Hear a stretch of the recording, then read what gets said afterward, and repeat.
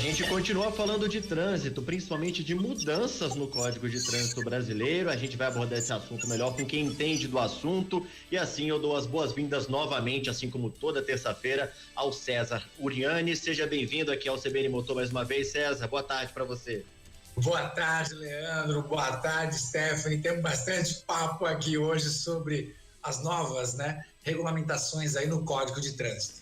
Boa tarde. Olha, César, eu sei que dá para render o assunto, você já deu essa deixa, dá para falar muita coisa, dá pra gente selecionar um ponto principal, o item dessa mudança que seja o mais chamativo, que vai mudar mais o cotidiano dos motoristas, dos condutores. O que você pode separar pra gente aí, antes da gente evoluir o assunto?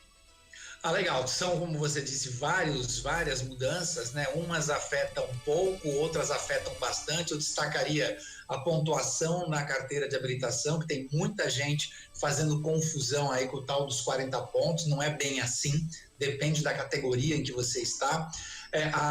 Sobre o recall dos carros, isso vai afetar bastante, porque vai chegar um certo momento você não vai conseguir transferir o carro se esse carro não tiver respeitado, o chamamento de recall.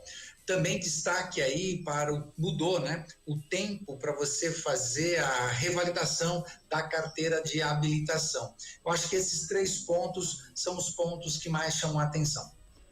Mas aí o que você pode falar pra gente, pra pessoa, por exemplo, que tá tirando o carta agora?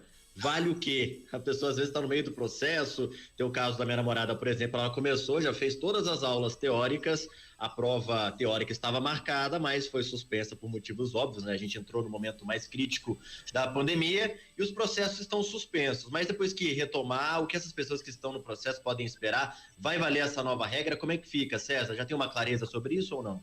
Sim, na verdade a regra vale a partir do dia 12 agora, é muito recente, é uma coisa que já vem sendo trabalhada ao longo do tempo, passou por todos os seus trâmites, e o fato é que a partir de agora, dia 12, não importa quando você tirou a sua carteira de habilitação, por exemplo, ela podia ter tirado dia 11 ou ela podia ter tirado dia 13, o que vale é que a partir do dia 12, que foi essa semana, você só vai renovar a sua carteira de habilitação com 10 anos de validade se você tiver 50 anos para menos.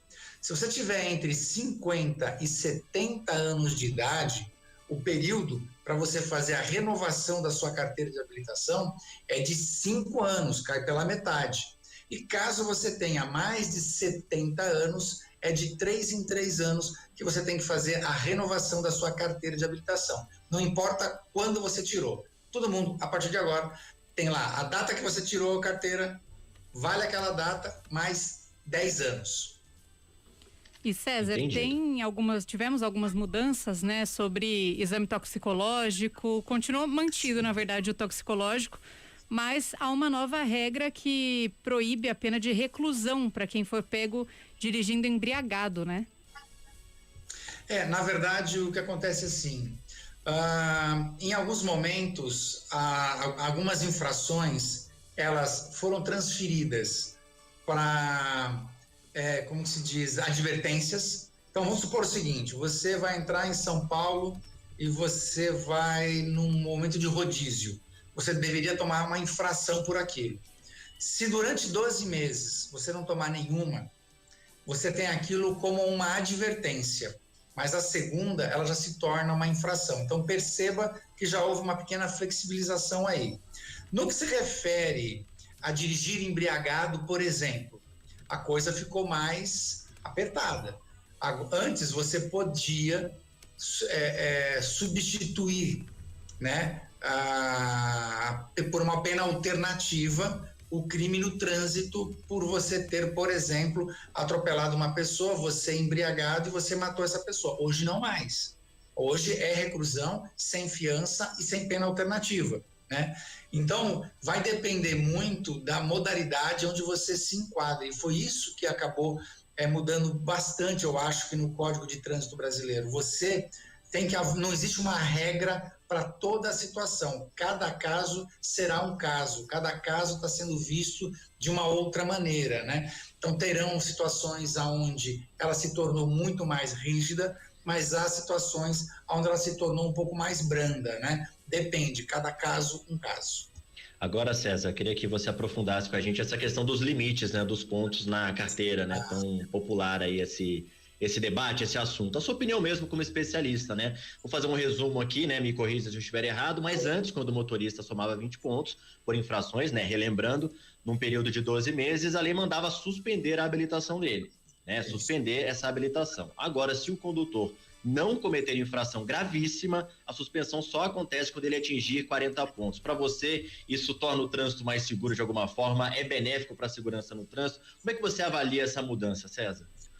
Olha, eu acho que a questão de pontuação, no meu ponto de vista, não muda nada. Eu vou explicar por quê. Você tem dois extremos aí da sociedade, que são aquelas pessoas que para ela tanto faz se é 30, se é 40 ou se é 60 pontos. Quem são esses dois extremos? É a pessoa que não toma multa, ou aquela pessoa que não toma multa, para ela, se é 20, se é 30, se é 40, não vai mudar nada. E eu vou te dizer, é a esmagadora maioria. Então, para ela, não muda nada. Qual é o outro extremo? É aquele infrator contumaz. Para ele, se o limite for 40, ele vai continuar estourando a carta e a carteira do mesmo jeito, porque ele é um infrator contumaz. Então, eu não acho que está na pontuação nenhum benefício, nenhum malefício. Para mim, não muda nada. Podia continuar os mesmos 20 pontos. Mas ok, as regras ficaram mais brandas, entre aspas, para quem? Para os motoristas profissionais. Porque este sim, aquele que tem o EAR na carteira, que exerce atividade remunerada, para este fez a diferença. Porque independente de ser uma multa gravíssima ou não, ele só vai, né, ser suspenso do direito de dirigir e ter que fazer o curso com 40 pontos. Já para eu, por exemplo, não tenho EAR, e vocês também não, são radialistas, são jornalistas, né? Não exerce atividade remunerada na direção. Para nós, mais uma vez, entra aquela resposta que eu tinha dado para a Stephanie, vai depender. 20 pontos se você tiver 2 ou mais infrações gravíssimas, 30 pontos se você tiver uma gravíssima, 40 pontos, sim, se você não tiver nenhuma infração gravíssima na sua pontuação. César, chegou uma mensagem aqui no nosso Facebook do Carmino dos Santos. Ele disse aqui que ficou na dúvida sobre a classificação das rodovias quando a gente fala sobre os faróis. Como é que a gente faz para explicar isso para ele? Legal, você vê, deu tanta confusão, né, gente? Deu. Essa história do farol, e eles mexeram no farol de novo. Agora que a gente já estava mais ou menos acostumado, né? Parece que quando vai ficando bom, rapaz, os caras falam, não, tá bom demais, vamos atrapalhar um pouquinho. Tá muito fácil de entender, vamos complicar. Então vamos lá, é o seguinte, em rodovias como, vamos colocar aqui, Anhanguera, Bandeirantes, não precisa mais estar com os faróis acesos. Em que situação você tem que estar com os faróis acesos? Quando você está numa rodovia, considerada rodovia simples, aonde um carro cruza com o outro. Se for uma rodovia simples, aonde um carro cruza com o outro, aonde quando você vai fazer uma ultrapassagem, você vai para a contramão, mesmo quando a faixa ela é toda pontilhada, nesta situação, aí sim você tem que estar com o farol aceso. Agora, isso sempre existiu. Em túneis, né, em lugares escuros, você sempre teve que acender os faróis, por isso, inclusive, que no farol existe o tal do automático, né, para que nessas situações ele acenda sozinho. Os que não tem, você tem que ir lá manualmente acender, independente de você estar numa rodovia simples ou de você estar numa rodovia de várias faixas. Então, só para entender, existem rodovias onde tem 3, 4 faixas e do outro lado, separado por um canteiro, 3, 4 faixas. Aí não precisa. Rodovia onde os carros cruzam um com o outro, né? Aí sim você tem que estar com o farol aceso. Entendido, César. Acho que deu para a gente resumir, tem muitos pontos a serem explorados ainda, mas a gente espera ter abordado a maior parte deles, ou pelo menos os pontos mais polêmicos. A gente agradece a participação do ouvinte e a gente também queria saber, César, passa aí para os ouvintes, quem tiver mais dúvidas pode procurar nas redes sociais, como é que é? Sim, bom, no próprio @César Urniani, eu estou tratando bastante desse assunto.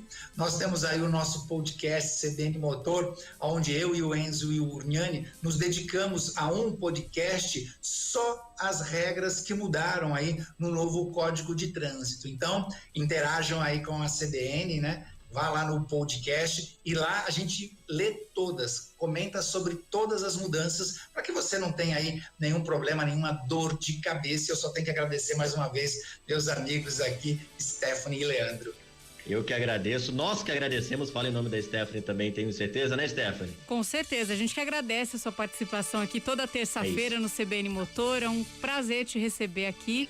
Boa semana para você, César Urniani, e até terça que vem. Até terça. Até lá.